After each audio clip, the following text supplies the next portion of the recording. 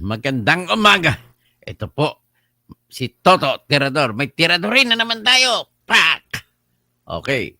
Ang ating pag-usapan, marami palang ginawa na mas masama pa itong Kongreso nang ginagawa pa lamang ang impeachment na complaint noong February 5, 2025.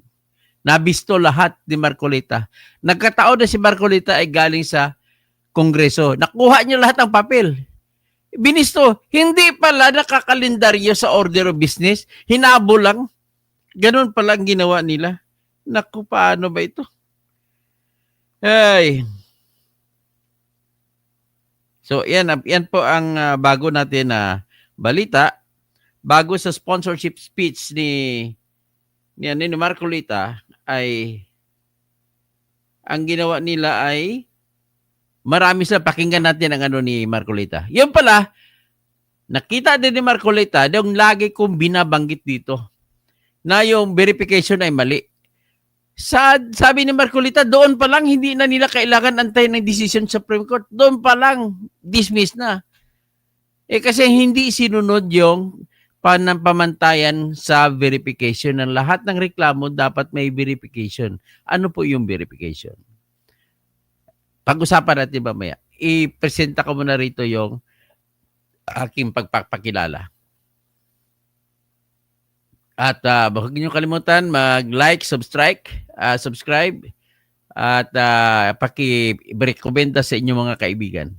So in the meantime, habang paparami tayo ng tao, makinig muna po kayo sa aking mga introductions, mga intro.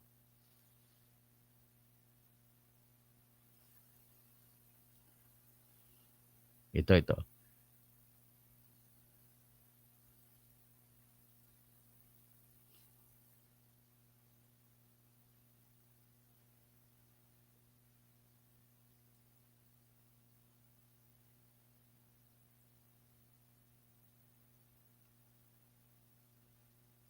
Okay, ito.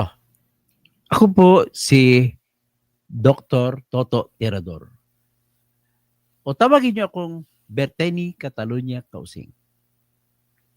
Ako po ay nagtapos ng aking abogasiya bilang iskolar ng Maynila sa College of Law ng Pamantasan ng Lungsod ng Maynila noong March 2005.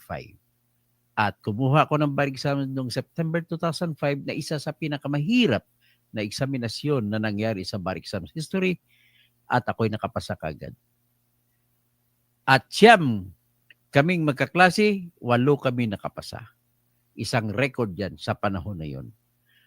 At ako rin po ay gumraduate bilang isang consistent na full scholar sa Mindanao State University, Marawi City noong 1988 sa kursong Bachelor of Science in Civil Engineering.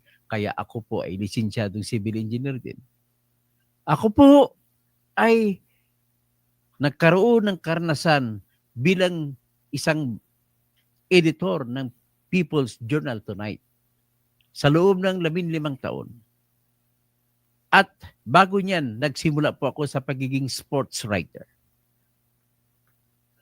Pagkatapos niyan, ako ay nagtuloy sa abogasiya. Ito po ang aking karanasan at diyan ko nakukuha ang aking katalinuhan sa pagtingin ng mga issue sa batas at bayan. Kaya po tayo ay umiikot-ikot sa mga issue ng katarungan, katotohanan, at bayan. Kaya samahan niyo po ako sa aking programa. Ay, tika pala. Nais ko lang magiging isang honest na tao. Ako po ay nadisbar noong 2023 sapagkat po ang rason na ginamit ng Supreme Court, mali daw yun yung aking ginawa na pag-post sa Facebook ng reklamo na plunder na aking ginawa. At yun naman daw ay bawal daw kapag hindi pa naisampa sa ombudsman. Pero naisampa ko rin pagkatapos ng huling araw ng Enero 2019. Okay? Tara na, pakinggan niyo po ako. O, ito na. So ito ngayon muna, iparinig muna sa inyong advokasya ko sa due process na dapat gusto ko lahat ng Pilipino ay na-memorize yung due process habang nagpaparabi pa tayo ng audience dito. Due process. Ang due process, buong proseso. Ako po si Dr. Toto Tirador. O tawagin niyo akong Berteni Catalunya Causing. Ako po ay nagtapos ng aking abogasiya bilang iskolar ng Maynila sa College of Law ng Pamantasan ng Lungsod ng Maynila noong March 2005. At kumuha ko ng bar exam noong September 2005 na isa sa pinakamahirap na eksaminasyon na nangyari sa bar exam history at ako'y nakapasa kagad. At siyam kaming magkaklase, 8 kami nakapasa. Isang record yan sa panahon na yon. At ako rin po ay gumraduate bilang isang consistent na full scholar sa Mindanao State University, Marawi City noong 1988 sa kursong Bachelor of Science in Civil Engineering. Kaya ako po ay lisensyadong civil engineer din. Ako po ay nagkaroon ng karanasan bilang isang editor ng People's Journal Tonight sa loob ng 15 taon. At bago niyan, nagsimula po ako sa pagiging sports writer. Pagkatapos niyan, ako ay nagtuloy sa abogasiya. Ito po ang aking karanasan at diyan ko nakukuha ang aking katalinuhan sa pagtingin ng mga issue sa batas at bayan. Kaya po tayo ay umiikot-ikot sa mga issue ng katarungan, katotohanan, at bayan. Kaya samahan niyo po ako sa aking programa. Ay, tika pala. Nais ko lang magiging isang honest na tao. Ako po ay nadisbar noong 2023. Sapagkat po, ang rason na ginamit ng Supreme Court, mali daw yun yung aking ginawa na pag-post sa Facebook ng reklamo na plunder na aking ginawa. At yun naman daw ay bawal daw kapag hindi pa naisampa sa ombudsman. Pero naisampa ko rin pagkatapos ng huling araw ng Enero 2019. Okay? Tara na, pakinggan niyo po ako. Okay, shoot na tayo. So ngayon, itong pag-usapan natin. Nabisto! Ang daming mga kabulastugan ng ginawa ng Kongreso, House of Representatives bago nila inaprubahan. Nabisto! O ito, pakinggan natin si Marcoleta. Si Mr. Marcoleta.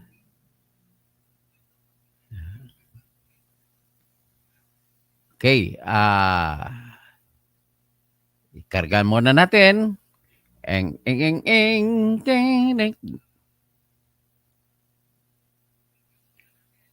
Ano to dahil sa pagmamadali at ang mga tao nila gumagawa ay nagalit siguro sa kanila kaya nagkamali-mali. Pero mo, ang nangyari, yung 4 na impeachment complaint ay lalagay nila sa kalendaryo. Akalain mo na nauna na kalendaryo yung pang-4 na impeachment. Nakalimutan yung 3. Kaya may tinatawag sila additional. Natandaan nyo, tumigil na sila. Kaya natandaan mo may additional order of business sila. So, ayun po ang nangyari sa kanila. So, ito ngayon, papakinggan natin yung the gentleman from Tarlac and Rizal Province. In the first place, did not acquire jurisdiction over it. Dito. Yan. Thank you, Mr. President. Mr. President, I rise on a question of privilege. Today, I believe the entire nation awaits the disposition of the matter in regard to the impeachment complaint filed against the Vice President, Sara Zimmerman Duterte. In the light of the recent but unanimous decision of the Supreme Court,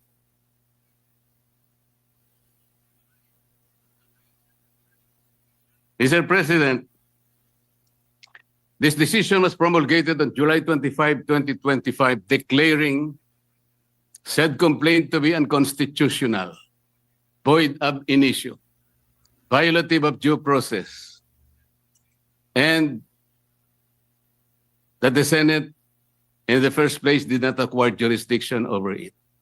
Take note, Mr. President, it even said that the decision is immediately executory. But before I continue, Mr. President, let me put on record that the initial proceedings, impeachment proceedings conducted by the Senate in the 19th Congress have never been formally carried over to the Senate of the 28th Congress.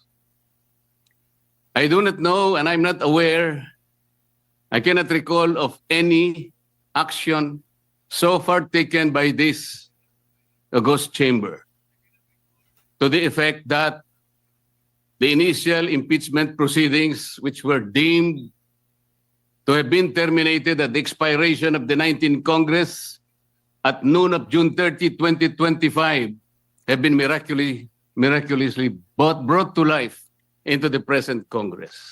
That having said, Mr. President, I'd like to continue. Mr. President, the decision of the Supreme Court did not dwell on the intrinsic merits of the impeachment complaint filed against the Vice President.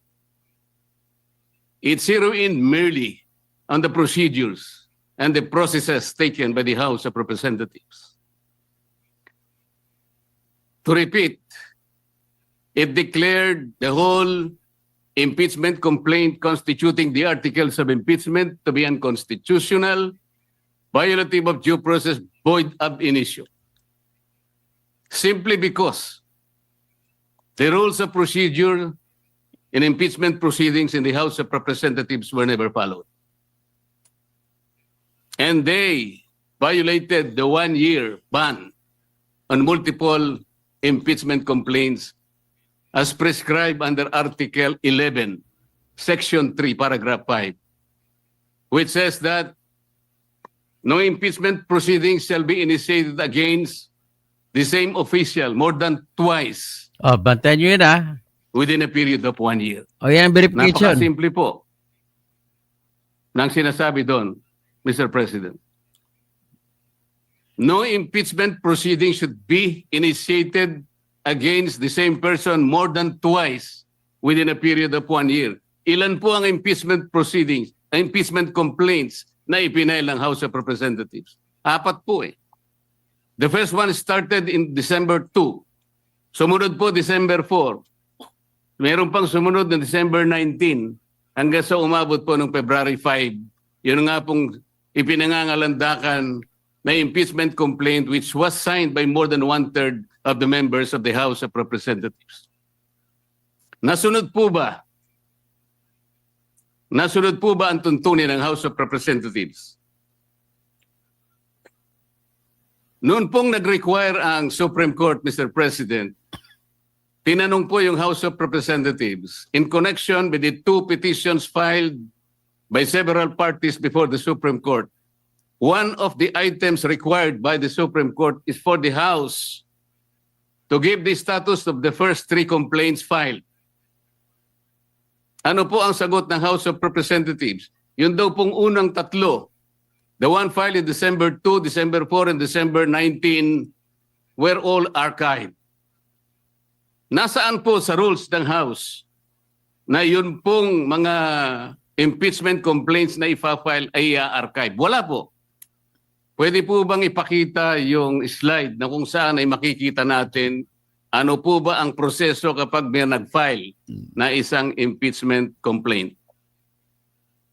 Ayan po yung Rule 2. Ang sinasabi po sa Rule 2, Mr. President,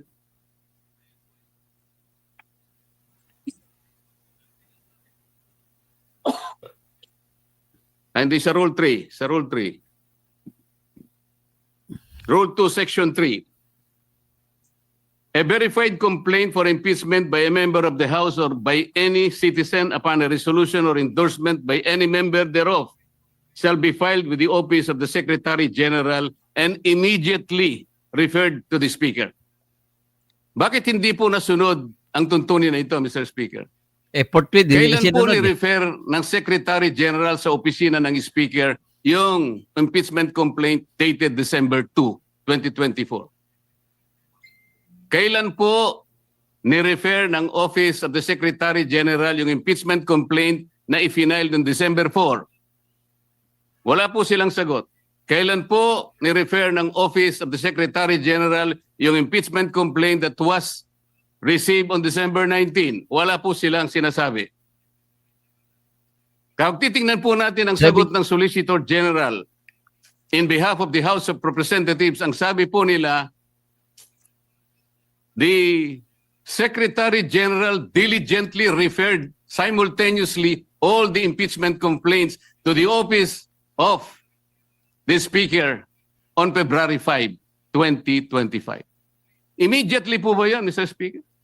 December 2, December 4, December 19, at isinama po yung February 5, all of them were simultaneously referred to the office of the Speaker on February 5. 2 buwan po ang kanyang ginugol para lang i-refer sa office of the Speaker. Ano po ang immediate doon? Wala po. Wala po silang sinunod. Wala silang ni-refer at ni-refer nga po delayed. Nung ma-refer po, ang sabi po ng Solicitor General, the 4 impeachment complaints were included in the order of business doon po sa session number 36. Oh, 11 araw na You pala. will note, Mr. Speaker, hindi po niya ibinigay bilang annex yung order of business in section number 36. Walang Ang order kanya pong business. ipinakita ay yung journal number 36. Bakit po? Sapagkat hindi totoo na yung 4 na impeachment complaints were included in the order of business. Oh! Mr. President, I have a copy Oh, yun. Hindi of the order makalusot. of business, session number 36. And I will deposit a copy to the office of the Senate Secretary for everyone to see and examine for themselves kung talagang in-include nila sa order of business. Yun! Wala po. Bas, Saan po bisto. nila in-include? Yan! Doon sa journal. Mas matindi ang Iba ginawa po na. yung journal sa order of business. Alam po niyo kung bakit lang nalagay sa journal, Mr. Speaker? Idinagdag po nila as additional reference of business. Yan pala, kaya pala narinig ko, additional reference sa business. Oh, alam niyo na, ngayon, nabisto na, hindi pala nilagay sa order of business. Nilalagay na additional order of business. Nandaya pa. Sana, makalusot na ka sana eh. Ay, hindi pa, nabisto ni Marcoleta. Pero nakalusot sila sa Supreme Court. Pero pala, yung ano, ang inuutos ng batas ay 10 session days. Yung pala, mula ng session number 26 hanggat session number 36 ay 11 days kung bilangin, lampas sa 10. Kaya yan, patay na kayo.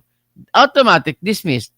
Patuloy natin yung makinig kayo kay Senator Dan Marcoleta. That is not the requirement of the Constitution. Pwede po ba nating makita yung slide, ano yung sinasabi po ng Constitution? A verified complaint for impeachment may be filed by the member of the House, blah, blah, blah. Ang sinasabi po rito,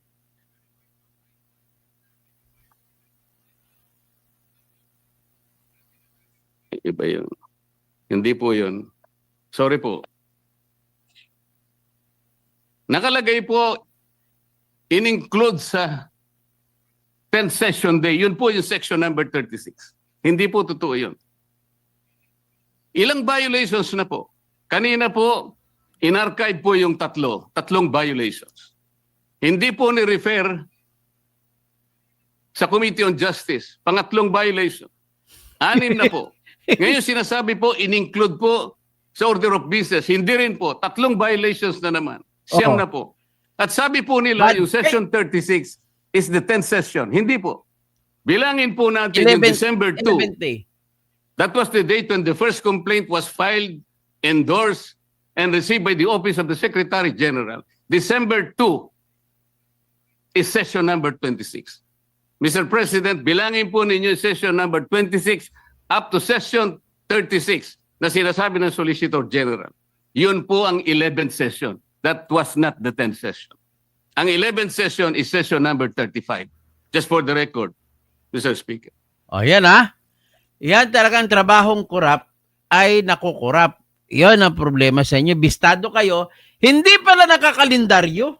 Pinalusot nyo. Tapos, inutusan kayo ng Supreme Court na ibigay ang dokumento ng kalendaryo. Hindi nyo binigay. Ang binigay nyo yung journal of business. Naku! So ilang violation na po yan?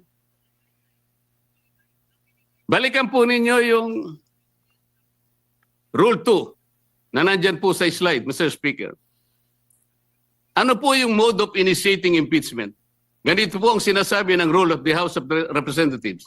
Impeachment shall be initiated by the filing and subsequent referral to the Committee of Justice. Ito po yung Sereno versus, Francisco versus House of Representatives. Verified complaint for impeachment filed by any member of the House of Representatives, i-refer po sa Committee on Justice. Verified complaint filed by any citizen upon a resolution endorsement by any member thereof, i-refer po sa Committee on Justice. A verified complaint or resolution impeachment filed by at least 1/3 of all members of the House, i-refer din po sa Committee on Justice. Bakit po ang ginawa nila nung makakuha sila ng higit sa 1/3, dali-dali po nila ang tinransmit sa Senate? Ang pagkakakala po nila, Mr. Speaker, sapagkat ang pinagbatayan po nila ay yung Rule 4 na kung saan in Section 14 sinasabi po endorsement of the complaint resolution to the Senate. Ang sinasabi lamang naman po noon, Sir President, ay yung pamamaraan kung paano po i-endorse yung impeachment complaint that was signed by 1/3 or even more members of the House of Representatives. Hindi naman po sinasabi doon na hindi na sa i-refer sa Committee on Justice. Bakit po nakalagay dito sa rule? Kailangan i-refer din siya sa Committee on Justice, but they never did. Mr. Speaker, Mr. President. So ilang violations na po ito? You cannot use Section 14 in isolation of Section 2. Hindi po pwede yun. Binigyan po ba ng discretion, Mr. President? Was the House given the discretion to select, to withhold and select from among the 4 impeachment complaints, which will be the one to be transmitted? Yan ang sinasabi ko, lagi kong tinatakel sa aking vlog. May karapatan ba kayo, makapangyarihan kayo, mamili na unahin nyo ang complaint number 4 at iwan yung 1, 2, 3? Yan ang tanungan ni Marcolita. Wala pala silang kapangyarihan na mamili, unahin yung iba. The Senate, in derogation of the 1-year ban rule, wala po silang discretion. Kung sila po mismo ay hindi sumusunod sa tuntunin, bakit po ngayon ay napakarami pong nagsasalita? Na parang akala mo ay ang Supreme Court pa ang nagkasala, ang nagkamali. Samantalang ito po, napakasimple po ng tuntunin, hindi kailanman sinunod. Even the 10th session day na sinasabi nila, 11th session day nung ilagay po nila sa order of business, sabi nila, they never included them in the order of business. Wala po. Nasa akin po yung kopya. Ano ba po ang pagkakamali? Mr. President, ipakita po natin yung last page ng impeachment complaint. Pakita po sa slide. Ayan po, Mr. President. Ayan, verification na mali-mali. Subscribed and verified before me. Parang affidavit lang. Ginawa pang jurat lang. Sabi po ng Secretary General. Tambayin kopya ko rin.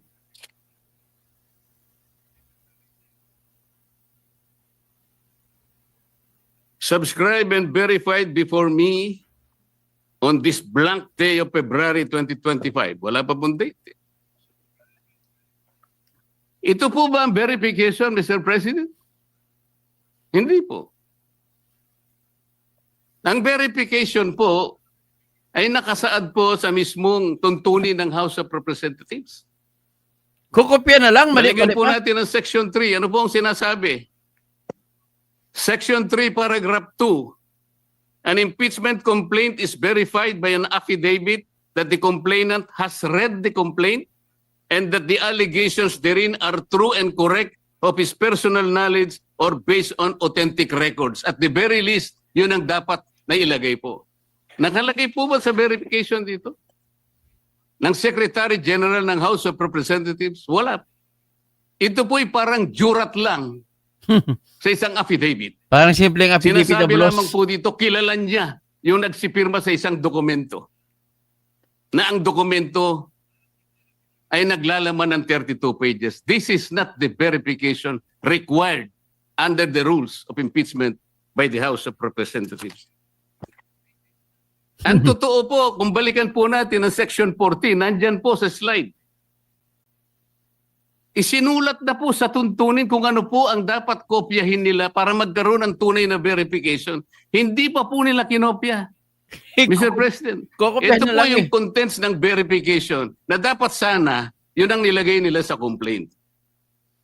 We, sabi po rito, after being sworn in accordance with law, depose and state that we are the complainants in the above entitled complaint or resolution of impeachment, that we have caused the said complaint resolution to be prepared and have read the contents thereof, and that the allegations therein are true of our own knowledge and belief on the basis of our own reading and appreciation of documents and other records pertinent thereto. Kokopyahin na lang, Mr. President. Hindi pa nakopya. Mr. President, alam mo po, nung ako'y grade 4, yung teacher po namin, binigyan po kami ng isang short quiz. I-drawing ninyo kanya yung Bicol region. Siguro po 1963 yun, Mr. President. Yung Masbate, hindi pa kasali sa Bicol region. O hindi, kabisado ko naman po sapagkat mahilig po ako sa social studies, Mr. President. Meron pong dalawang nangungopya sa akin. Yung isa nasa likod, yung nasa kaliwa ko. Yung nasa likod po, nakopya niya pong tunay yung aking drawing. Pinagalitan siya pero ipinasa po sapagkat nakopya niya po yung aking drawing. Yung isa po, nangopya na nga, hindi pa niya nakopya. Yan Ang ang House kinopya po, of Masbate. O wala po. Hindi po siya nakapasa. Ano pong ibig ko sabihin dito? Kokopyahin na lang eh. Hindi pa nagawa. Alam po ninyo sa mga litigation lawyers, practicing lawyers worth their salt. Ah, Wala kagaya ka sa lang akin. certification of non-forum shopping, i-dismiss ka ng Supreme Court. Paliwanag po yun. Kagaya sa akin, trial lawyer ako. Hindi subscribe yung complaint mo, dismiss ka kagad. Mahigpit po ngayon eh. Ito po, this is an impeachment complaint. You are removing the second highest official of government. Yun lamang pong verification. Sablay na po eh. Ano pong nakalagay dito? Section 3, Paragraph 3. An impeachment complaint required to be verified which contains a verification based on information and belief or upon knowledge or information and belief or lacks proper verification, katulad po nito ngayon, shall be treated as an unsigned impeachment complaint. So pwede pong tratuhin pala ngayon sapagkat wala pong verification. It may be treated as unsigned impeachment complaint. Paano ba yun? Pagkat magsasalita po ang napakarami. Alam po ninyo kung, Sir President, kumbaga po sa nagluto ng sinaing, pasensya na po kayo kung kinakailangan ako po'y gagawa ng pagkahalin tulad, ano. Ang impeachment complaint po ay parang sinaing na niluto ng House of Representatives. Hilaw po eh. Hilaw na hilaw. Oh, hilaw na hilaw talaga ha. Ano po yung hilaw sa May kabe, hilaw. Bicolano, Mr. President? Hilaw din po yata. Ibalik ang 150 Sa Bisaya. million na binigay sa firma. Hilaw din po. Bawat firma, 150 million, ibalik. Sa Kapampangan, magadto, Mr. Ah, President. magadto, hilaw. Sa Waray po, matagudtod. Matagudtod. Sa Sa mga- Ilonggo po, Lagdos. lagdos. Sa Ilocano, Marakusol. Marapuson si Ilocano. Sana po tama ang aking pagkaka-pronounce. Ang dami pong nagsasalita, Mr. President. Doon lang pa po sa House of Representatives, isa pong bagong pasok doon. Ngunit patagal na pong nagserbisyo sa ating bansa. Naging senadora, naging Secretary of Justice, naging Tira chairman si Laila ng de Lima. Human Rights Kawawa Commission. naman. Idol ko yan. Alam po ba kung ano yung sinabi niya sa isang panayam? Ito po, nakuha ko. Harap-harapan na tayong niloloko. Kakaibang korte ito. Sila pala naluko eh. Sana sa palengke na lang final ang impeachment case. At least doon, may nagtitinda ng totoo. Saging ang kanin ni De Lima, hindi siya Sana alam. po, Hindi niya alam magsaing. magtinda po siya ng matagudtod na kanin Matagudtod dyan sa sa Samar. Samar. Baka may bibili kaya. Mga Pwede kaya siyang pumunta dyan sa mga- Pampanga po para magbenta ng magadto na kanin. Kung may bibili, baka sa mga padi, sa Bicol. pumunta kaya sa Panay para magbenta ng lagdos na kanin. Wala po siguro, Mr. President. Mga padi, Baka Tony ngayon Manuel dinding, Saez. hindi pa patusin. Huwag pong ganun. Ang dami na pong nagsipagsalita. Samantalang hindi po nila nakita. Ang dami, kayo po nagsimula ng mali. Hindi naman po sinasabi ng Korte Suprema na kailanman ay huwag kayong mag-impeach, huwag na kayong mag-file. Ayusin nyo lang po eh. Yun lamang po ang gustong mangyari dito. Ayusin nyo. You want to impeach the Vice President, do it in the right way. Hindi naman po tinignan ng merito eh. Ang sinasabi yung proseso, hindi po nyo sinunod eh. Sinasabi na nga, walang impeachment complaint bukod sa isa. Laban sa isang opisyal sa loob ng isang akalain mo namang 4 po kagad ang ipinay. Pagkatapos yung 4, i-consider mo na isa. Hindi naman po yata tama yun, Mr. President. Brilla Hainos, magandang umaga. Mr. President, Maya pa, back. gusto ko pong basahin isang parte ng official statement of the Integrated Bar of the Philippines and the Supreme Court's decision in Duterte versus House of Representatives, August 1, 2025. And I quote, "Disagreement with the court's reasoning is neither unwelcome nor unexpected. Dissent is not foreign to a democracy. It is essential to its survival. But to incite public repudiation of its authority, or even just to call for its outright defiance, erodes the very foundation of the legal order.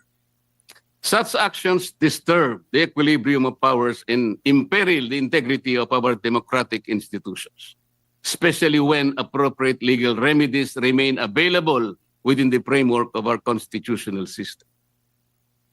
If every adverse ruling becomes an invitation to disobey, the law ceases to be a constraint on power and becomes its casualty.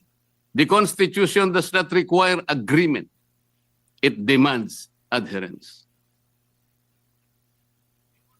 Ang sinasabi po ng mga ibang kasama natin, magpapile pa naman ng motion for reconsideration.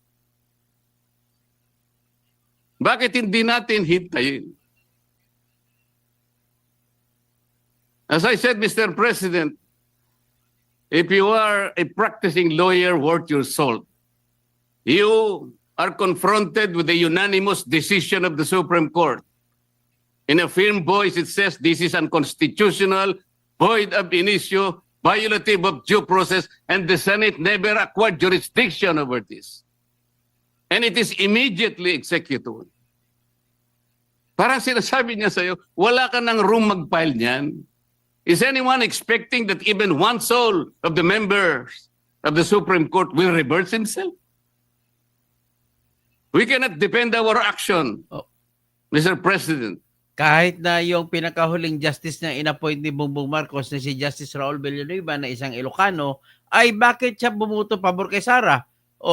Hindi, ibig sabihin, hindi po pwede ang sinasabi ninyo na binayaran ng mga Duterte ito mga justices na sumulat. ang sumulat ng desisyon, si Justice Leonen, ay inappoint ni Noynoy Aquino. Hindi kailanman maging Duterte yan. On the fortunes of litigation. Naalala ko pa nga po doon sa kaso ng Francisco versus House of Representatives. The former Chief Justice Renato Puno, in his separate concurring opinion, naalala ko po ang sabi niya, with the possibility of 2 impeachment complaints reaching the Senate, the good Chief Justice said that the Senate, in the exercise of its primary jurisdiction, can decide the question of whether or not the 1-year bar rule has been violated or not. The Senate can even decide if on its face the impeachment complaint has no legal basis. At ang sabi pa po niya doon, Francisco versus House of Representatives, sabi pa niya ron if the Senate finds that the 1-year bar rule is violated or that the impeachment complaint has no legs to stand on, that will be the end of the entire controversy. He was saying that let's give all the remedies available to the House and the Senate because of their primary jurisdiction. But when the case is ripe for judicial determination, it was the view of the former Chief Justice that the Supreme Court at that time, and only at that time, when it can speak with great moral authority in order to compel the loyalty, the respect, and the obedience of our people. Mr. President, when the Supreme Court negates the actions of a co-equal branch of government, it does not assert its superiority. Instead, it upholds the supremacy and the dominance of the fundamental law of the land, the Constitution. And so the Supreme Court has already spoken. The last arbiter of law, it says the complaint is unconstitutional, is void ab initio, is violative of due process. The Senate never acquired jurisdiction over this. It is immediately executory. On that note, Mr. President, I respectfully move that the impeachment complaint be dismissed. I so move, Mr. President. So yan. So yan ang napakinggan natin. Itong napansin ko lang dito. Kaka, magandang umaga. Ang mga idol ninyo, niloloko po nila dito yung mga anti-Duterte. Nilalaro nila ang damdamin ng mga anti-Duterte. Ginagamit nila yung mga sentimiento ng mga anti-Duterte at kinakampihan sila ng mga anti-Duterte. Ang hindi alam ng mga anti-Duterte, niloloko lamang sila ni Tambaluslos. Hindi nyo ba nakita na pamimigay ng 150 million kada isa? Tandaan niyo po, pati mga opposition binigyan tag 150 million. Kaya ibalik niyo ang 150 million na binigay na bayad sa perma ng bawat isa. So ngayon, dahil ganoon, marami namang kaaway yan si Duterte. So kakampi nila Tambaluslos, nila ni Marcos, ang mga anti-Duterte na karamihan galing sa pink, galing sa dilaw. Kaya kagaya kay Dilima, napahiya ngayon si Dilima. Sabi niya, harap-harapan na tayo nitong ginagago. Sabi ni Leila Dilima. Pero hindi niya alam, binasa mo ba ang reklamo, Leila? Ikaw ang harap-harapang ginago. Nakbasa mo ba yon? Hindi mo ba alam na walang order of business pala na nangyari? Tapos, ang verification ay mali-mali. Dismiss na yun, verification pa lang. Niloloko po kayong lahat ng mga dilawan, kayong lahat ng mga pinklawan, ay niloko kayo ni Tambaluslos. Lahat ng opposition dyan, binigyan pa ng pera ni Tambaluslos. Kaya nanghihingi ako ng pera dyan sa mga oppositionista na pumirma, nabigay mo naman kami.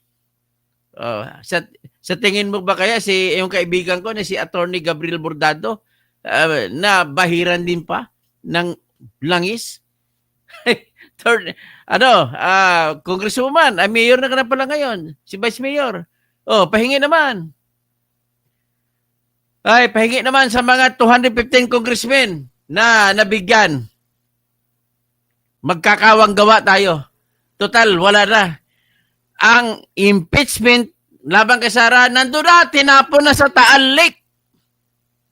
Oh, isasama na dun sa mga pinatay ni Atong Ang. Oh.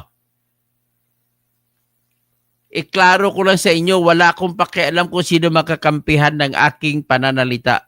Basta kumakampi ako sa batas, galit ako sa mga tao na lumalabag ng batas, at kung kakampihan ko ang tao na kakampi ng batas, ay kakampihan ko. Ganun lamang po kasimple. Hindi ko mo dilaw siya, kampihan ko siya. Mali naman. Ganun lamang po. Itong pag-usapan natin dito, napakita nito, nilalaro lang nila ang damdamin ninyo ng mga anti-DDS. Yan pala, hindi na pala nakakalendaryo. Tinawag ba nila additional order of business? Bakit additional? Yan pala, nakalimutan nila. Pahabol, bakit additional? Kasi kung hindi additional na nakalagay, dapat order of business lang. So, yan ang mangyari. Kaya, ako, naninindigan kahit dinisbar ako ng Supreme Court, nanindigan ako, ipaglaban ko ang Supreme Court dito. Kung pwede lang kumanta ang Supreme Court, anong kanta kakanta ng Supreme Court? Kakanta, stand by me, oh, stand by me. Won't you stand by me. Oh, ganun dapat. Kailangan natin tayuan ang Supreme Court. Bakit? Ito lamang po ang opisina na makapagpigil sa mga abuso ng kahit sinong mga opisyal ng ating bayan. Kahit sundalo pa. Ito lang ang opisina makapagtulong sa atin na tatanggap ng tinatawag na habeas corpus. At pag nagsampa ka ng habeas corpus na wala ang iyong kaanak, hindi mo alam, at kinuha ng pulis, sampa ka lang ng habeas corpus. Kahit sa ang korte, mas maganda sa Supreme Court. At kung nagtatago ka, papatayin ka, sampa lang ang kamag-anak mo, magsampa lang ng tinatawag na petition for the writ of amparo. Kung wala ang Supreme Court justices kasi ipa-impeach ni Tambaluslos, ano mangyari? Kaya kailangan natin ipaglaban natin ang mga Supreme Court justices. Sila po ang tinatawag natin na huling sandalan ng katarungan. The last bulwark of justice. Okay, hinyan mo. At least nakita na ninyo, na-expose ni Marcoleta na hindi pala sadya, hinabol nila na ilagay nila sa kalendaryo 4 na reklamong impeachment complaint. Ngayon, wala silang kapangyarihan sa ilalim ng batas, mamili kung alin sa 4 ang unahin nila. Natural, dapat yung unang dumating, yun ang unang unahin. Pero sinasabi sa ruling sa Gutierrez, pwedeng sabay. So dapat pinagsabay na ninyo. Yung pati kasama na yung pang-4. At kung sabay, wala nang paglabag na mangyari. Kasi ang gagawin nyo, i-endorse nyo lahat sa Committee on Justice. Tapos sabihin ng Committee on Justice, in a matter of 1 hour, ay, napirmahan naman itong isa, ito na lang ang endorse natin. O, endorse ka agad. Pwede naman kagad aksyonan ni Tambaluslos. Wala ka sana kayong problema, ngayon sana nagtatrial na tayo. Ganon po. Ibig sabihin po, dito mo nakita na iba talaga po yung trial lawyer. Kaysa mga lawyer na nagaling-galingan lamang nasa lamesa lang kayo. Hindi kayo nakatikim humarap sa judge. Hindi kayo nakatikim mag-cross-examine ng mga testigo. Hindi kayo nakatikim paano magpresenta ng testigo. Ganun po yun. Okay, hanggang dyan lang muna at isusunod ko po yung sagutan nila ni Soto tsaka ni Marcoleta. Maganda yon. Babalik kayo. I-out ko muna.